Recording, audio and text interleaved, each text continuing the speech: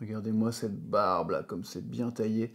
Dans cette vidéo, je vais vous parler non pas de ma barbe, si la mise au point veut bien se faire, mais de mon barbier qui m'a demandé de faire un Reel Instagram pour l'ouverture de son salon. Je vais vous partager les 5 étapes pour créer un Reel Instagram type After Movie, donc ça veut dire en fait une petite vidéo récap d'un événement, d'une soirée. Ici, c'est un Reel qu'il a posté sur son compte qui est tout neuf pour montrer un peu ce qui s'est passé sur cette soirée d'ouverture. Ça dure 55 secondes avec une petite musique jazzy qui dégage vraiment l'ambiance de ce salon de barbier, et lui il voulait vraiment quelque chose qui permette de lancer un peu son compte Insta pour lancer sa com. Je vous propose de pas faire de blabla et de rentrer tout de suite dans le vif du sujet avec l'étape 1. Qu'est-ce qui s'est passé sur l'étape 1? Et tout simplement c'est tu veux quoi? Alors pas dans le sens comme dans la cité où on dit ah tu veux quoi? Vas-y, tu vas faire quoi? Non, c'est plutôt qu'est-ce que veut Pétard? J'ai échangé avec lui que en tant que barbier et il me dit bah tiens, je vais ouvrir un nouveau salon le 17 octobre. Je voulais voir avec toi comment ça se passe si je veux que tu filmes un peu la soirée d'ouverture et te faire un montage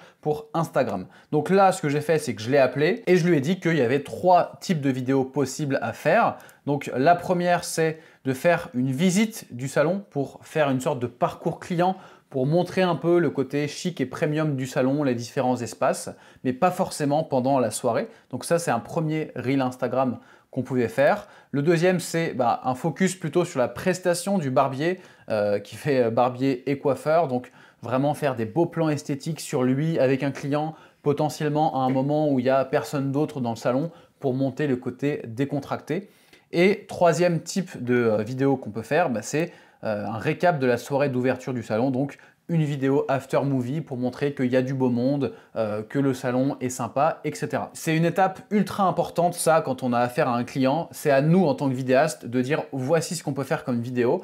Et si on ne sait pas encore ce qu'on veut faire, on questionne notre client pour savoir ok, quel est l'objectif. On en a conclu en fait qu'il ne s'agissait pas ni de faire la visite du salon parce que la décoration n'était pas finie, il manquait des canapés, et non plus de faire un focus sur la prestation parce que pareil, vu qu'il manque de la déco, c'est pas encore adapté à faire ce type de vidéo. Donc on est parti vraiment sur une seule vidéo after movie de la soirée d'ouverture. Deuxième étape, c'est le choix du matériel. Les deux options que j'ai devant moi, c'est soit de prendre mon boîtier Lumix S5 II en mode caméra un peu plus grosse, ou alors mon iPhone 15 Pro. Oui, je parle encore d'iPhone, je suis pro Apple, c'est comme ça, mais on s'en fout là, la question c'est plutôt boîtier ou smartphone compact. Le boîtier, il a du coup des avantages qui sont, le premier, déjà on a une meilleure qualité, forcément, on a un grand capteur, c'est fait pour.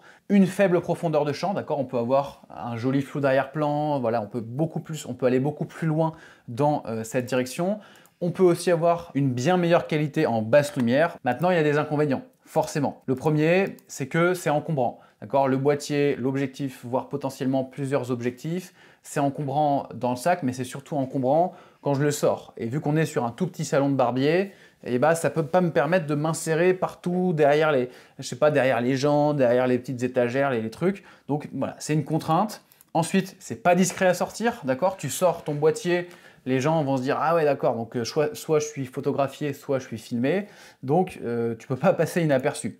D'accord, ça peut crisper les gens tout simplement. Et enfin, je cadre en 16/9 sur un boîtier comme ça pour une diffusion en 9/16. Donc soit ça veut dire que je vais avoir un écran et je vais devoir ensuite cropper sur les côtés, mais bon, du coup, j'ai pas la vision finale de mon cadre. Soit je dois cadrer dans l'autre sens, je dois retourner ma caméra, mais c'est pas très pratique. Maintenant, l'iPhone 15 Pro, ses avantages, du coup, ça va répondre à ce que j'ai dit avant. Déjà, c'est très compact, ça rentre dans la poche, parce que moi, mon iPhone, je l'utilise pas avec 150 accessoires, un rig autour, des micros, des lumières, non. Moi, je l'utilise comme un iPhone, donc comme ce que vous voyez ici. Ensuite, pardon, je passe inaperçu. Quand j'ai un iPhone et que je le sors, je passe comme n'importe quel touriste qui fait sa petite story de la soirée. Donc que je sois un vidéaste pro ou un amateur, les gens s'en rendent pas compte. Je cadre aussi dans le format final. Donc sur mon écran, je vois une vidéo au format 9/16. C'est beaucoup plus confortable en fait de voir tout de suite le rendu que ça va avoir, surtout que ça sera consommé sur smartphone. Et je peux dégainer en 1 seconde plus vite que mon ombre. Je fais une pause de 5 minutes, mettons, dans la soirée,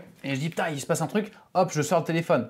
J'appuie sur mon bouton action de l'iPhone 15 Pro et je suis déjà en mode vidéo. Alors que si j'étais avec mon boîtier, ça serait quand même un peu plus long. Maintenant, il y a des inconvénients quand même à l'iPhone 15 Pro, même si j'adore Apple et que c'est vraiment des merveilleuses machines. Le premier, en fait, c'est pas un inconvénient, c'est que oui, la qualité est moins bonne que ce boîtier, mais ça reste super pour Instagram. D'accord? Ici, je rappelle que c'est vraiment diffusé sur Instagram. Ça va compresser la vidéo. Donc on n'est pas sur un truc où on va venir chipoter le moindre pixel, etc. Donc pour moi, du coup, c'était pas un sujet. Et surtout, c'est à moi d'optimiser la qualité de l'iPhone. Parce que c'est pas la caméra qui fait la qualité, c'est surtout ce qu'on en fait, d'accord? On va le voir dans les étapes suivantes. Et donc j'ai choisi de partir avec mon iPhone 15 Pro chéri. Troisième étape maintenant, c'est le tournage en mode pêche au filet. Alors ça, c'est une technique que je partage avec mes élèves, la pêche au filet. En fait, il y a deux façons d'aborder un tournage. Soit on est en mode pêche à la ligne, c'est-à-dire qu'on va vraiment cibler certains types de plans, on va viser juste, on sait ce qu'on veut, on va être sur de la précision, on va viser une zone particulière. Donc ça correspond plus par exemple à un court-métrage, un clip, tout ce qui est fiction, où on va vraiment venir sculpter notre histoire avec de l'image. Ici, c'est l'inverse, c'est de la pêche au filet, donc ça veut dire qu'en fait, on va venir choper un maximum de poissons, dans la métaphore, et ensuite, on fera le tri et on rejettera les poissons qui ne nous intéressent pas dans notre grand filet, finalement, qui a récupéré d'une manière très large ce qu'il y avait dans l'eau. Donc là, c'est exactement la même chose quand on parle de tournage. L'idée, c'est de varier au maximum les types de plans, que ce soit les valeurs de plans. Je vais vous montrer juste après des exemples visuels, mais juste là que vous compreniez bien. Donc dans ma tête, j'arrive sur le tournage en me disant, je dois faire des plans très serrés, des plans serrés, moyens, larges et très larges. C'est très important d'avoir tout ça, tout ce panel. Je dois également varier les mouvements de caméra. Donc je dois faire des plans fixes, des mouvements panoramiques horizontales de gauche à droite, panoramiques verticales de haut en bas ou de bas en haut, des effets de rotation, des travelling avant où j'avance, travelling arrière où je recule, une caméra embarquée par exemple où je vais venir coller la caméra à un objet et je vais déplacer cet objet, enfin bref. Et en ce qui concerne les sujets, pareil, variés, donc montrer de la nourriture, des boissons, des gens, montrer le salon, donc le décor de cette soirée, la déco aussi, tout ce qu'il y a sur les étagères, etc. Et le logo sur la vitrine, donc le logo de l'art du barbier. Et pour que ça soit concret pour vous, je vais vous montrer un petit peu, je vais défiler sur tous les plans que j'ai filmés. Voici comment ça se présente. J'ai fait une timeline bout à bout avec tous mes plans, l'intégralité de ce que j'ai filmé. Si je vais à la fin, on voit que j'ai quasiment 44 minutes de plans au total, sur une soirée de 3-4 heures. On a des plans où j'ai filmé par exemple voilà, le champagne, les macarons. En fait, j'ai vraiment filmé les choses au fur et à mesure. Et vu que quand je suis arrivé au début, il n'y avait pas encore de monde, donc je me suis focalisé plutôt sur tout ce qui était objet fixe. Et ensuite, plus les gens ont commencé à arriver, plus j'ai essayé de faire des images variées. Donc voilà, des gens qui sourient, des mouvements de caméra comme ça qui avancent, des plans sur la nourriture, mais à chaque fois en faisant des tests, en me rapprochant, en tournant, en refaisant des plans avec le salon en arrière-plan. En fait, l'idée, c'est vraiment de faire mumuse finalement, d'accord? Donc là, par exemple, il y a ce plan-là où j'ai essayé de partir de la nourriture puis de monter. Donc je l'ai fait une fois, je l'ai refait, hop, une deuxième fois, je l'ai refait, une troisième fois. Pourquoi je l'ai refait à chaque fois? C'est parce que soit mon mouvement de caméra n'était pas parfait, soit je me disais, ah bah mince, quand j'arrive en haut, là, c'est pas ouf ce qu'il fait, il recule, il n'est pas en train de sourire.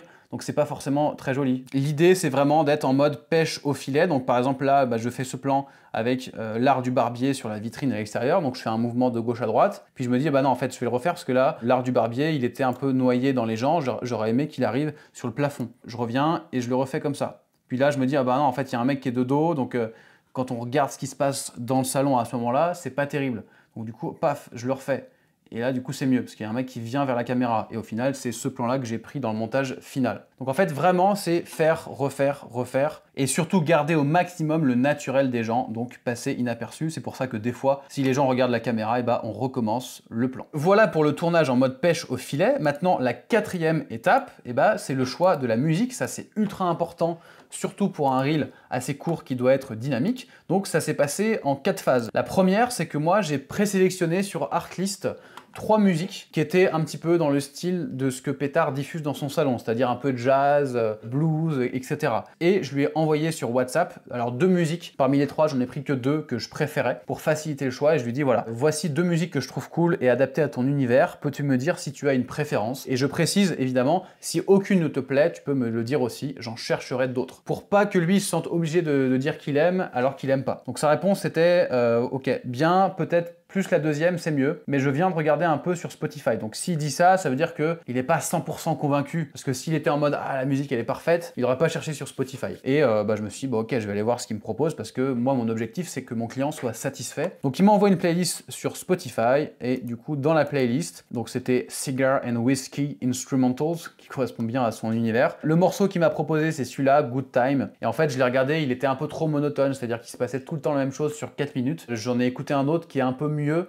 parce qu'il y a des variations. Et dans une vidéo, c'est important qu'il y ait des variations. C'est un morceau du même artiste et du même style, donc pour moi, c'était OK. Donc je ne lui ai pas redemandé entre-temps la validation. Et une fois que j'avais choisi cette musique-là, j'ai fait le remontage de la musique. Alors ça, c'est le fichier complet, donc qui dure 4 minutes 32. C'est une musique assez longue et qui est faite pour être écoutée dans la longueur. Mais vu que là, je voulais un truc assez court, en fait, je voulais que ma vidéo dure, allez, 50 secondes, 1 minute. Pour moi, c'était la bonne durée pour un reel Instagram. Et voici ce que donne le montage final. Donc en fait, là, on a 1, 2, 3, 4 portions de la musique qui sont condensées. Donc ça démarre comme ça.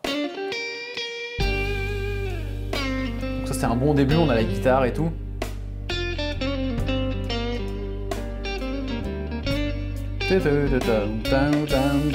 En fait là c'était pour qu'on passe tout de suite sur une deuxième phrase à partir de à peu près 10 secondes. Parce que si je prends la musique de base, on reste sur un truc qui est trop chill en fait. Donc il faut vraiment tout de suite que ça évolue sur quelque chose d'autre. Et après, à partir de à peu près 20-25 secondes,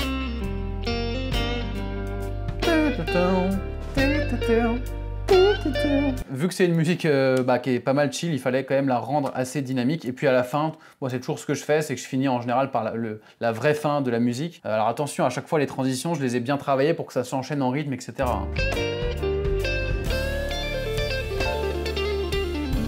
Alors de base, c'était comme ça.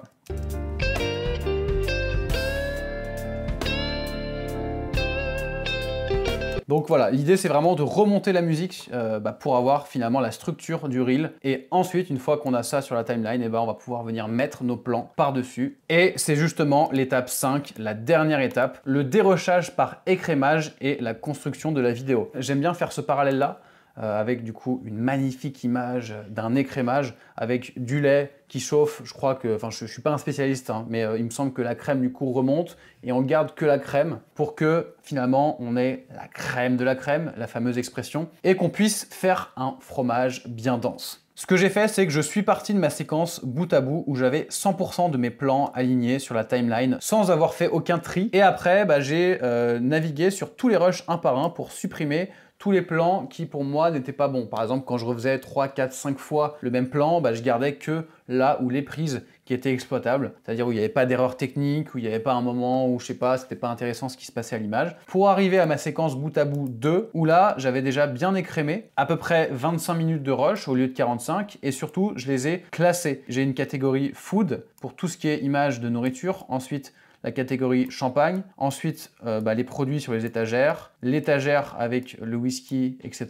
Les effets de miroir, et après une dernière catégorie avec un petit peu tout le reste. J'ai encore écrémé pour une nouvelle séquence bout à bout 3 que j'ai appelée Banger. Donc là on arrive à quoi? Moins de 10 minutes, on est peut-être sur 7-8 minutes. Et une fois que j'avais cette catégorie Banger, j'ai commencé à construire ma vidéo. Pour moi ce qui était important c'était de choisir par quoi je commence. Je dis souvent que le plus important dans une vidéo c'est le début et la fin. Là j'ai décidé de commencer par la séquence de champagne parce que je trouvais ça bien de commencer par le serveur qui verse son champagne, ensuite qui sort et qui propose, comme ça nous permet de rentrer un peu dans l'univers. Et j'ai également mis le plan de fin, mon fameux effet où je passe à travers le logo, voilà, où je recule et j'arrive un peu sur la route comme ça, et je trouvais ça sympa de le mettre à la fin. Donc une fois que j'avais mis mon plan de début, enfin mes plans de début et mon plan de fin, j'ai mis tous les plans qui pour moi étaient les plus jolis, les plus sympas, en gardant en tête qu'il fallait que je varie entre de la nourriture, des gros plans, du plan large du salon, plan caméra embarqué pour vraiment faire de la variété au maximum. Et je suis arrivé à mon résultat final que Pétard a beaucoup apprécié, ça fait vraiment plaisir. Il m'a dit d'ailleurs « Ah ouais, t'as passé autant de temps sur un reel de 55 secondes ». Effectivement, c'est assez chronophage de faire ce type de vidéo là, même si le rendu final est très court.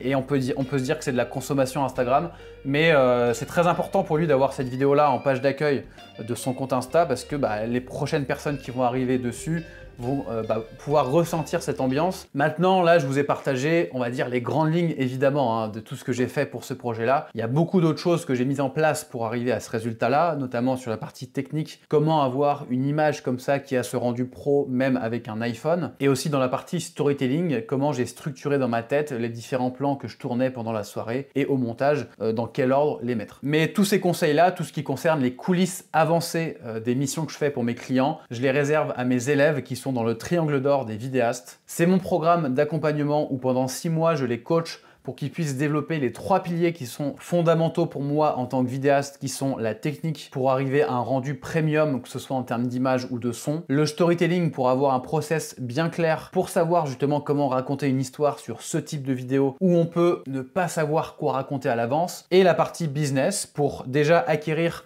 une confiance en soi pour oser aller se présenter comme vidéaste, et surtout quelle méthode mettre en place pour pouvoir décrocher des missions qui sont bien payées et vivre à 100% de la vidéo. Si tu as envie de découvrir le programme complet du Triangle d'Or et aussi de voir les témoignages des autres élèves, je te laisse cliquer sur le premier lien qui est en description. Il y a grande chance que les portes soient actuellement fermées parce qu'en fait je prends très peu d'élèves pour rester disponible pour tout le monde, mais tu as la possibilité de laisser ton mail si tu as envie d'être informé des prochaines ouvertures. Allez, de mon côté, c'est l'heure du petit coup de brosse. Je te dis à très vite.